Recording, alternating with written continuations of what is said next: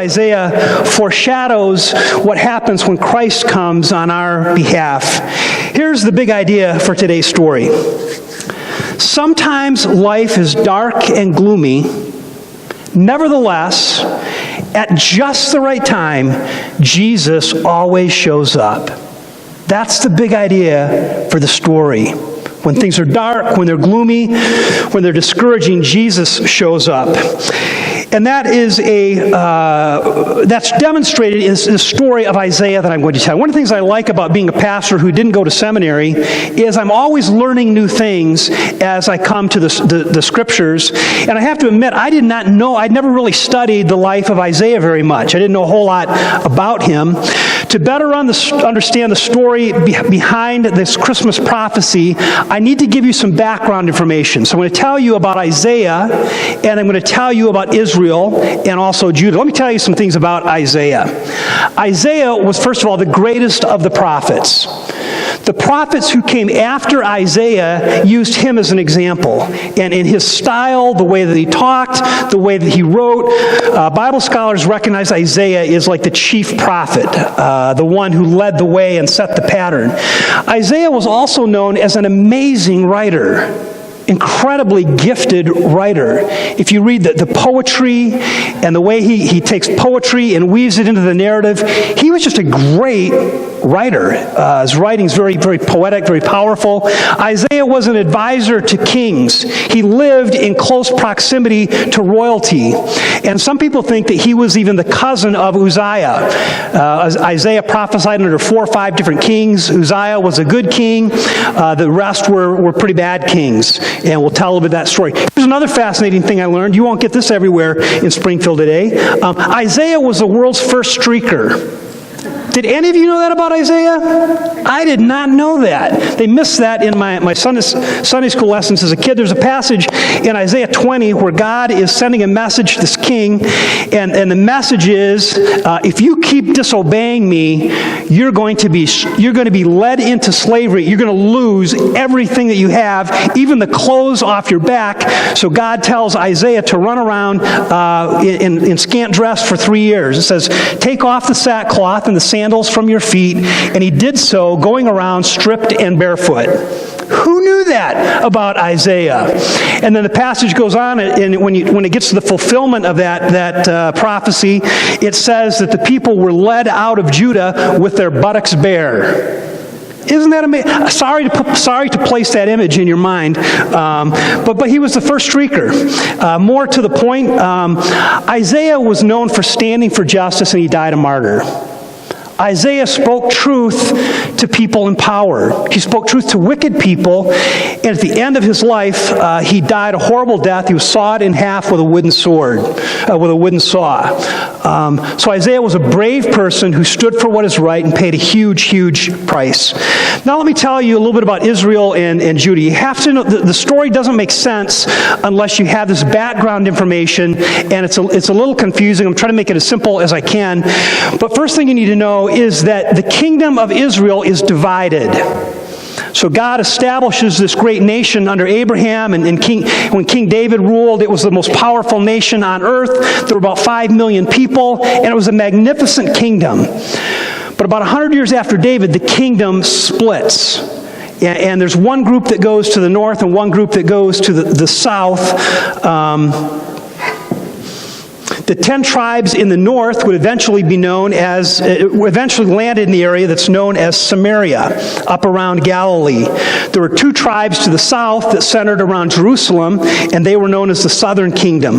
The northern kingdom was called Israel. The southern kingdom was called Judah. And that gets confusing because usually when we think of Israel, we think of them all kind of combined. Isaiah lives in the southern kingdom where he advises the king that is ruling over the area around Jerusalem. This whole area is caught in a battle between Syria and Iraq. So the southern kingdom is here, the northern kingdom is here, Syria is here, and Iraq is down here. And Iraq is not the name that you'll find in the Bible, but I'm using that name because it's that geographic area, and I think you can picture it better if you think of it that way. So the northern kingdom and the southern kingdom are caught between these 2 very powerful nations. And one of them, Iraq, is becoming the most powerful empire in world history. They're the first major empire, and they were very warlike, and they would take land from people, and they were very brutal, and we'll learn a little bit more about that in a little bit. So there's a fight going on. There's a lot of pressure.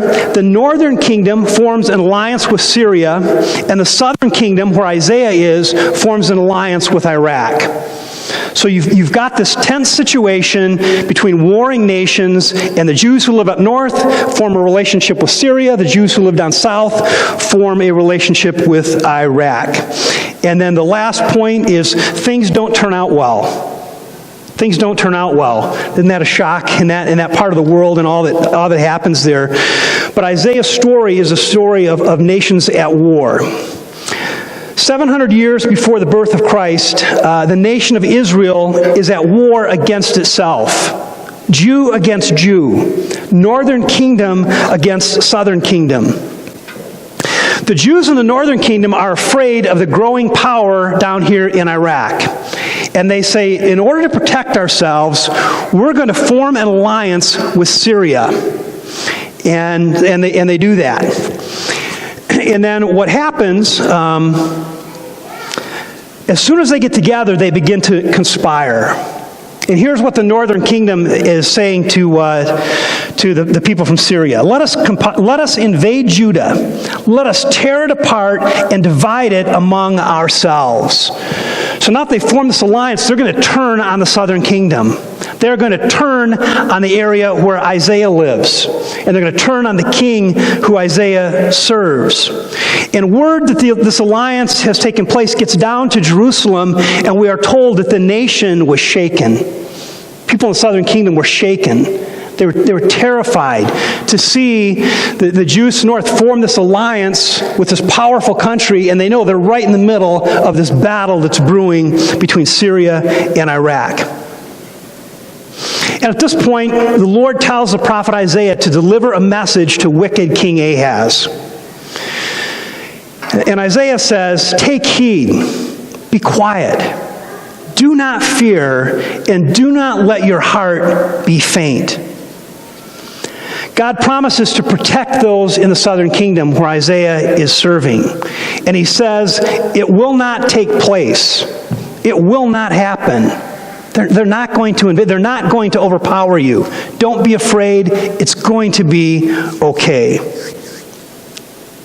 God even calls the Syrians and the northern kingdom two stubs of firewood. That's how he refers to these two nations up north that are getting together and about to invade the area around Jerusalem. They're just two stubs of firewood. But the promise of protection comes with a warning. This is a promise with a condition attached to it.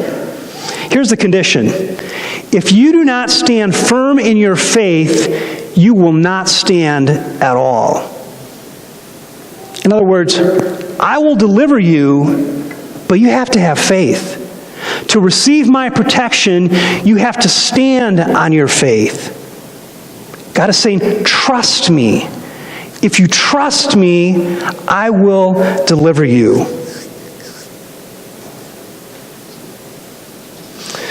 To bolster the confidence of King Ahaz down in the southern kingdom, God sends Isaiah to the king with a message of hope. So Isaiah is coming to King Ahaz. He knows that he's about to be invaded from the north, and Isaiah delivers a message. Here's what Isaiah says. Therefore, the Lord himself will give you a sign. The virgin will conceive and give birth to a son, and you will call him Emmanuel. What is going on with that? Isn't that a Christmas passage? How does that passage get in the story? So what you need to understand is that Old Testament prophecies, Old Testament stories are often pictures of what's going to happen with Christ. There are pictures of Jesus in these Old Testament stories that give you hints of what's going to happen later in God's plans. And with a lot of prophecies, there is a short-term fulfillment of the prophecy, and then there is a longer-term fulfillment of the prophecy that happens in Jesus. And what's happening here is, this is one of those types of stories And in the short term, God is going to send a sign to King Ahaz, a young woman of marriageable age. That's what the word virgin meant in that case. A young woman of marriageable age who you know is going to conceive and have a son. She's going to name the son Emmanuel. And that is a sign, you're going to see that happen. And when that happens, that's a sign that I'm going to take care of you. It's a way of God is reassuring them in the short term that He is going to deliver them from Syria and from the northern kingdom. And He does.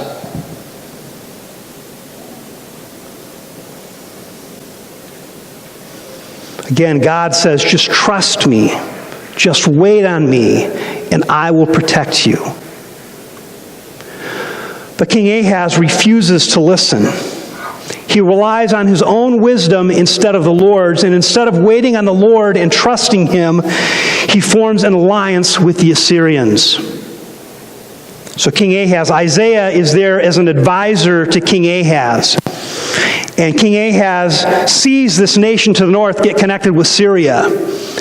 And Isaiah says, God's going to take care of us. God is going to deliver us. Just have faith. Just trust Him. But King Ahaz says, no, I'm going to take this into my own hands.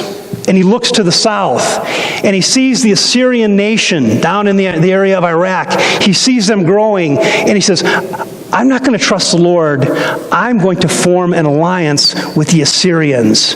The Assyrians will protect me.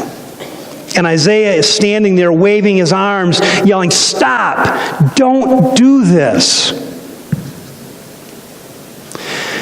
It's so easy for us to do just what King Ahaz does when we're facing a challenge, when we feel like our back is against the wall, when we're afraid of something. It's easy to take our eyes off of God's promises. It's easy to put our trust in earthly powers rather than heavenly powers. It's easy to trust the gods of this age instead of the God of the universe. It's so easy for us to do exactly what King Ahaz does and say, I'm going to take this into my own hands. God has told me He will take care of me. He's told me that I can trust Him, but I'm going to have to get involved and fix this myself. And then he goes off and he does something that Isaiah strictly forbids him from doing. The Assyrians were the gods of this age. So the story, the rest of the story, this is a story about the danger of going it on our own rather than trusting God to deliver us. That's what the story is about as we move forward. Who were the Assyrians? The Assyrians were the gods of the age. They were the biggest deal in town. They were the safe bet. They were growing by leaps and bounds, and they were known for military strategy and advanced weaponry. They were the first people to use iron to make weapons, and that gave them an advantage over everyone else. So Ahaz says, we'll form an alliance with them. That's a safe bet. They're the big guys. They'll protect us. Except God had told them to just wait. Sit tight, and I will deliver you. The Assyrians were powerful in all the wrong ways. One history book said the secret to the Assyrians' success was a professionally trained standing army, iron weapons, advanced engineering skills, effective tactics, and most importantly, a complete ruthlessness which came to characterize the Assyrian Empire. The stories of what the Assyrians did makes what ISIS did pale in comparison. They were utterly ruthless and evil to the core. They placed no value on life. They constantly invented new and horrible ways of torturing people and killing people, like sawing people in half with a wooden sword, what happens to Isaiah eventually. At first, King Ahaz's decision seems to pay off. In fulfillment of God's promise to lay the northern kingdom in Syria bare, Assyria attacks and utterly destroys the northern kingdom. The kingdom up north that forms this alliance with Syria, not only are they destroyed, they disappear from human history. Maybe you've heard the term the 10 lost tribes of Israel. There's no record of this people after the Assyrians go up and wipe them out. They killed them. They would deport them into foreign nations. They would take them into slavery. And all of the Jews were a part of the northern kingdom. And remember, that's 10 out of the 12 tribes that are up there. 80% of the Jewish population disappears from world history. The Assyrians just wiped them out, and they're gone, never to be seen again. The motto for the Assyrians was destroy, devastate, and burn with fire. That was their official motto. But then, after vanquishing the northern kingdom, the Assyrians betrayed their alliance, and they set their sights on Jerusalem. We're going to turn our backs on our allies. We're going to change direction. We're going to march south now, and we're going to destroy Jerusalem the way we destroyed these 10 tribes to the north. For 3 long years, they surrounded Jerusalem. King Ahaz's plan to trust his own instincts rather than God's promises had backfired. And it seems as though all of God's great promises to the Jews are going to go unanswered. God had promised Abraham that his descendants would form a great nation that would be a blessing to the entire world. And now that great nation consists of 300,000 people. They've shrunk from 5 million people at the time of King David to 300,000 people who are surrounded in Jerusalem under siege. God had made great promises to David and told David that one of his descendants would rule over a kingdom that would never end. But now, over 80% of the kingdom is gone.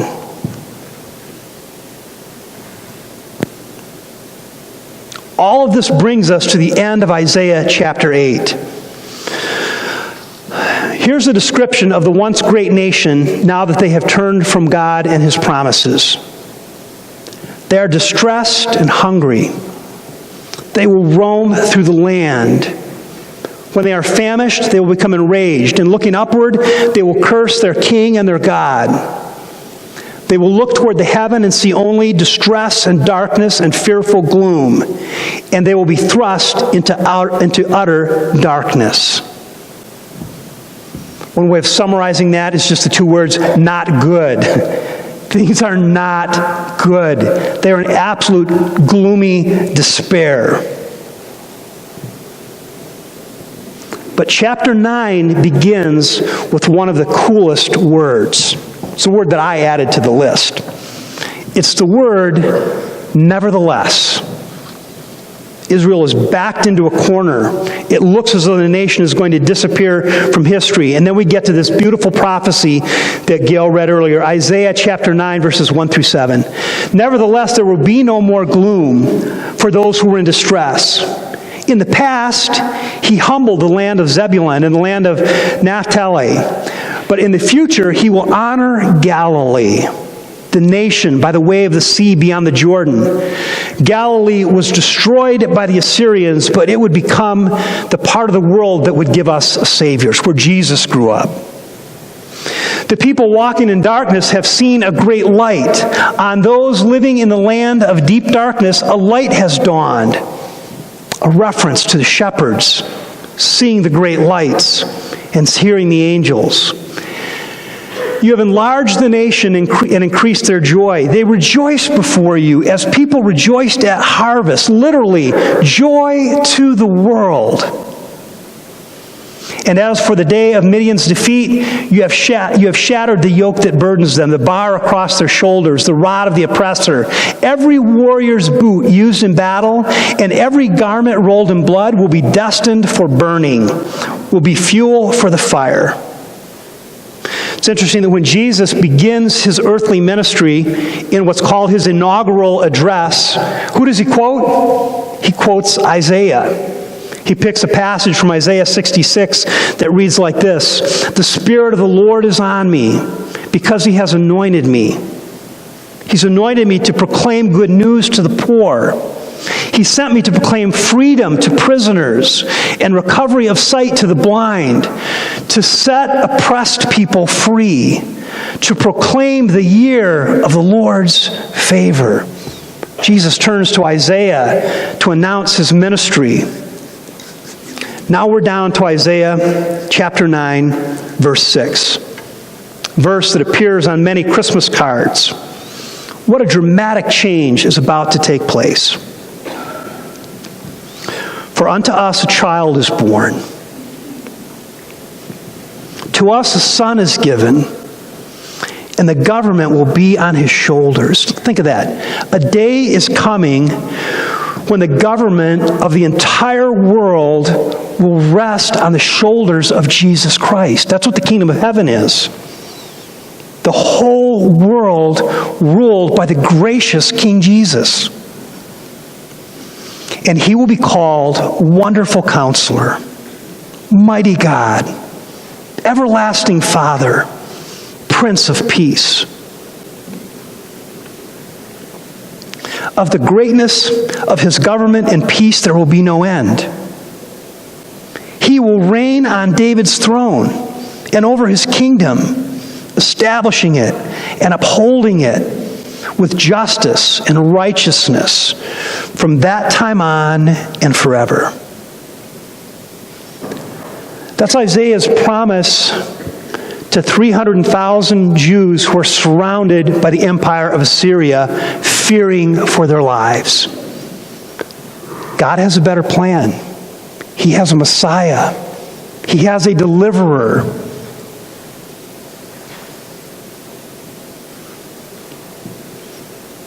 What is Isaiah's message for us?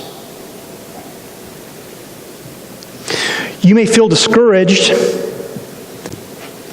Nevertheless, in Jesus, you have a wonderful counselor. You may feel abandoned and fatherless. Nevertheless, in Jesus, you have an everlasting Father.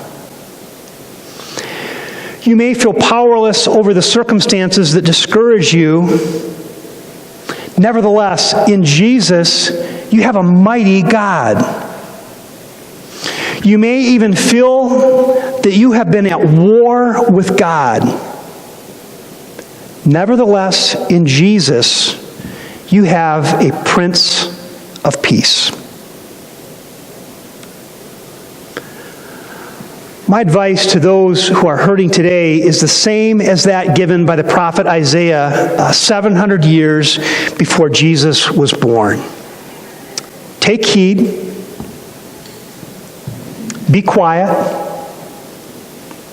Do not fear. And do not let your heart be faint. And come now, long expected Jesus. My eyes have seen your glory, Lord. My life